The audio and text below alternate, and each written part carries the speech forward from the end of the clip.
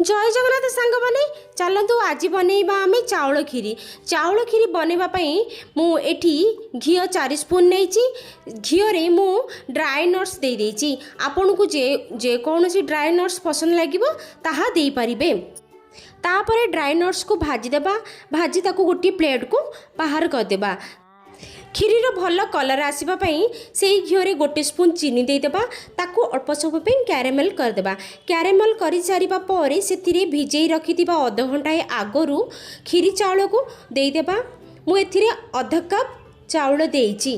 आपण चाहिले अधिक किंबा कम दे पारिबे। तापरे ताहाकू भल भाबरे भाजी देबा।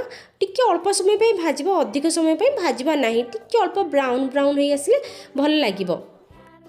तापरे एथिरे आमे क्षीर ऐड करदेबा। एथिरे मु हाफ लीटर क्षीर देइछि। तापरे क्षीर फुटी सारिबा परे दुईटी छेची करी रखिथिबा अलैच को देदेबा। तापरे सेथिरे आधा कप चीनी देदेबा। आपण एठी गुड़ भी देई पारिबे।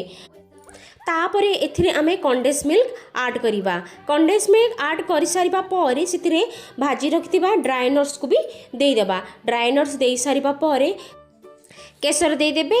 केसर दे सारिबा परे ताकू 7 ରୁ 8 मिनिट पई आमे फुटिबा को छाड़देबा। देखो प्रस्तुत हो गला आमर चाउल खीरी। देखो केते बढ़िया देखा जाउची।